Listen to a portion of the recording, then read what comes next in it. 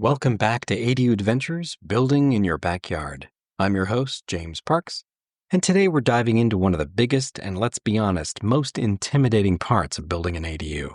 All of the regulations, zoning laws, and permits. Now, before we get into it, let me just say this up front. I am not an architect. I am not a lawyer. I don't work for the city, and I definitely don't control any zoning boards. So there's one important thing to know. ADU regulations change all the time, and what's true today may not be true 6 months from now. And if you're listening to this episode in the future, who knows, maybe the rules have changed completely. That's why it's so important to talk to an ADU specialist, architect, or contractor with lots of experience before you dive in. These professionals live and breathe local zoning laws and permitting requirements.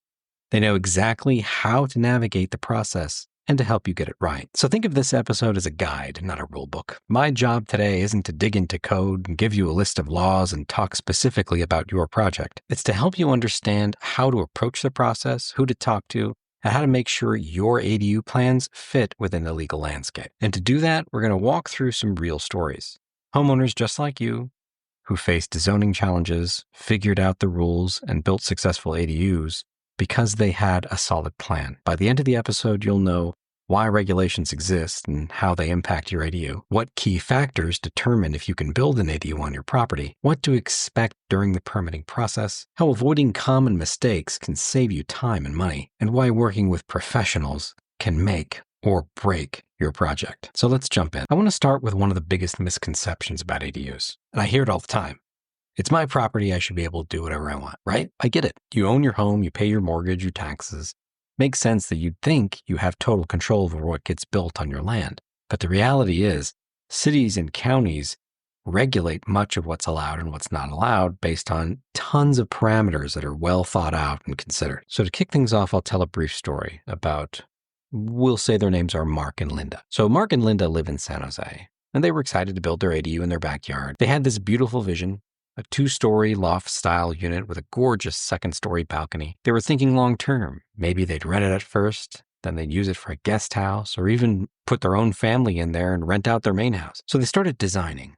They engaged with an architect, and they thought they had it all mapped out. Windows, doors, even where the little reading nook would go. Then when they finally submitted to the city, boom, the bad news. Apparently, the architect hadn't done their homework, and their property was located in a zoning area that required a specific height restrictions. So that second story, well, it was not allowed. This is one of those moments that could get very frustrating very quickly because they'd already invested all of that money and time into developing their dream ADU just to find out that it wasn't even legal on their property. So they did their homework. They redesigned their ADU into a 1-story layout, kept it open and airy, and they wanted to use vaulted ceilings and skylights. And you know what? It turned out to be a great project and they really enjoyed it. But a lot of problems could have been avoided had they taken a little bit more time to understand the rules and regulations for their specific lot. The reality is every property is different.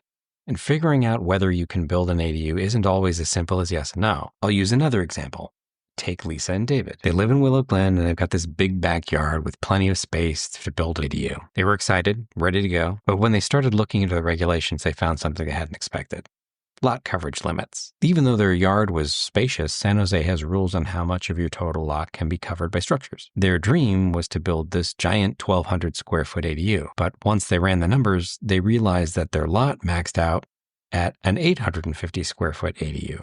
Now here's another example of how this could have gone really wrong. If they had skipped the research and submitted the plans for their 1,200 square foot dream ADU, they would have ended up in the same situation that Mark and Linda did. They would have been out a bunch of money, and they would be having to start from the very beginning. Instead, the team caught this early, and we were able to develop plans that worked perfectly for the lot. But instead of this being a disaster, all of the learnings were put into a plan so that 850 square foot ADU could be designed, and we could get moving on the project. No lost money, no lost time. So all in all, research is really, really critical. But when it comes to the permitting process, that can be quite specific. I will tell yet another story. This one's about Carlos and Maya. They had the best intentions. They were building a detached ADU for Maya's mom, who was getting older and wanted to be closer to family while still having her own private space.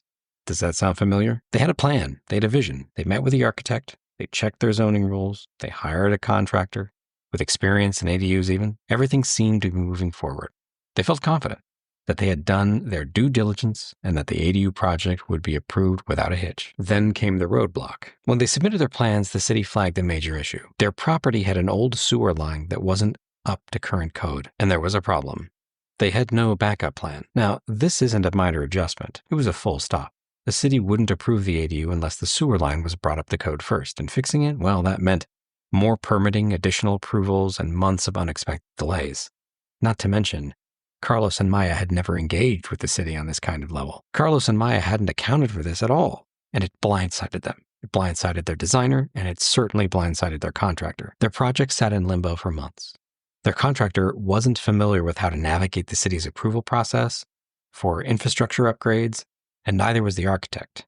So everything stalled. Instead of moving forward with the ADU, they were stuck chasing down solutions. They had to pause their construction plans, revise their budget, and wait for new permits, all while dealing with stress and frustration and a project that was supposed to be simple. The worst part, this kind of thing can be avoided. This is why planning ahead and working with the right team matters. If Carlos and Maya's team had done a more thorough property assessment with an experienced ADU specialist from the start, they would have known about the sewer issue ahead of time. They could have built a strategy to fix it early, incorporated the costs into the budget of the project, and kept the project on track. This is exactly why Acton ADU emphasizes thorough pre-planning and pre-construction. When you work with a team that understands not just design and construction, but also zoning laws, infrastructure challenges, and city regulations, you avoid these kinds of expensive surprises. The lesson here, don't leave your ADU project to chance.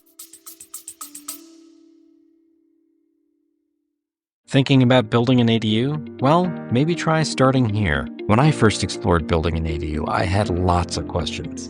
Can I even build one? What am I going to do about permits? And who can I trust to get it done? That's where Acton ADU made all the difference. For decades, we've been helping homeowners design and build projects and high-quality ADUs long before they were a trend. We know the process, from smart design to navigating permits without a hassle. More than builders, we help families plan for the future, and our 5-star reviews speak for themselves. If you're serious about an ADU, start with the right team. Get a free consultation from Acton ADU. We'll show you what's possible. Just visit actonadu.com/podcast or call 408-369-1103 and let us know how you heard about us. You won't regret it. Because once you're stuck in the permitting process, you can't rewind and start over. But if you plan ahead, you can sidestep these headaches entirely. So how do you avoid the kind of delays that Carlos and Maya ran into specifically? Well, it comes down to basically having the right team in place with the right experiences. Because here's the reality. Getting an ADU permitted isn't just about drawing up the design, submitting to the city, and checking some boxes. It's about making sure the design is fully compliant, professionally prepared, and supported by experts who know how to navigate the complexity of the approval process and the complexity of dealing with different jurisdictions, as well as the different departments within a city itself. And that starts with working with qualified specialists. People who know not just how to design an ADU, but how to get it approved more quickly and more efficiently. So before you even submit a permit application, a thorough property assessment should be your first step. An experienced architect, ADU specialist, or design build company will look at all the factors that determine what's actually possible on your lot. Things like the restrictions themselves, utility connections. These are things like restrictions that could impact setbacks, height, or placement, utility connections and whether they'll need upgrades, lot coverage limits that dictate how much square footage you can actually build, easements and drainage issues that could create obstacles. This is exactly where homeowners like Carlos and Maya went wrong. They thought they'd hired the right folks, but apparently they hadn't. If they had worked with the right professionals up front, they would have discovered their sewer line problem before they submitted their plans. And they could have built a plan to fix it without delaying their entire project or canceling it. But a good ADU specialist doesn't just identify problems. They help solve them before they become major delays. And that's why getting professionally prepared permit sets are so critical to the ADU process. City permitting offices expect a very specific level of detail in an ADU submission. A permit set isn't just a simple floor plan. It includes the site plan showing the exact placement of the ADU, structural drawings that meet safety requirements, electrical and plumbing layouts for a city review, energy efficiency compliance and documents. Yes, that's a thing. And everything associated to what discoveries are made on that property, like an archaic sewer line. The better prepared your submission, the faster it moves through the approval process. But even the best prepared plans often come back with city comments. And this is where having an experienced ADU company or an architect makes all the difference. Because when a city planner reviews an ADU permit set, they often have questions or request modifications. Sometimes these are minor adjustments. Other times they're more complex, requiring revisions to structural plans, utility connections, or fire safety compliance. And here's the thing. If these comments aren't handled quickly and correctly, your project could be stuck in a long cycle of resubmittals. I've seen homeowners try to handle this back and forth on their own, only to end up delaying their project by months or even years because they weren't sure how to properly address the city concerns. But an experienced specialist, they know exactly how to respond to the city comments efficiently, clarify concerns, and make the necessary changes without unnecessary back and forth. And when the resubmittal cycle is shortened, you're not just saving time, you're saving money in the pre-construction phase. The longer it takes your permits to get approved, the longer you're waiting to start construction, the longer you're paying certain professionals to represent you, and the more fees an architect may be racking up against your budget. And in the meantime, construction costs go up, financing rates could change, and rental income that you'd planned for gets delayed. This is why working with a specialist that understands how to communicate with the city is just as important as having a great design. Now, let's say you've done everything right. You're working with the best of the best, the all-stars of ADUs. Your property assessment is complete. Your permit set is professionally prepared. Your team is handling city correspondence efficiently. That's all great, but what if you want to fast-track that approval even more? Well, that's where pre-approved ADU plans come in. Many cities, including San Jose, Redwood City, and dozens of others throughout the state of California, have introduced pre-approved ADU programs to help homeowners move through the permitting process much faster. Let's talk about how they work. These plans skip a huge chunk of the approval process, making it significantly faster to get your project moving. Now, here's where it gets even better. Acton ADU actually offers a series of pre-approved plans that can be built without modification, and that's actually a good thing. These plans have been painstakingly designed and curated to be flexible, functional, and ideal for long-term housing and investment. Think about it this way. Instead of spending months or even a year in the permitting and revision process, you could skip a lot of red tape and move forward with a fully approved design. The catch? Homeowners can't modify that design. But honestly, that's okay, because these plans aren't some generic templates thrown together. They're carefully crafted ADU designs that work. They maximize space, they're built for long-term flexibility, and they align with zoning regulations already. And let's be real, if you're someone who wants to get an ADU built quickly and efficiently, a pre-approved plan can be a game changer. After all, how much of the ADU do you want to design yourself?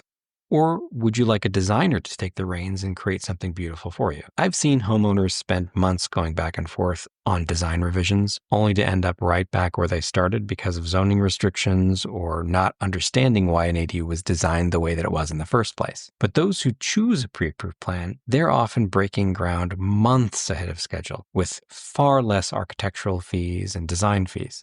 So if speed and simplicity are important to you, this is an option worth considering, because at the end of the day, the best ADU is the one that actually gets built. So what's the big takeaway here? Do your research early. Learn the rules, check the regulations, and talk to professionals who can help you get it right. Next episode, we'll be talking about ADU design. What makes a great layout? How do you balance function and style?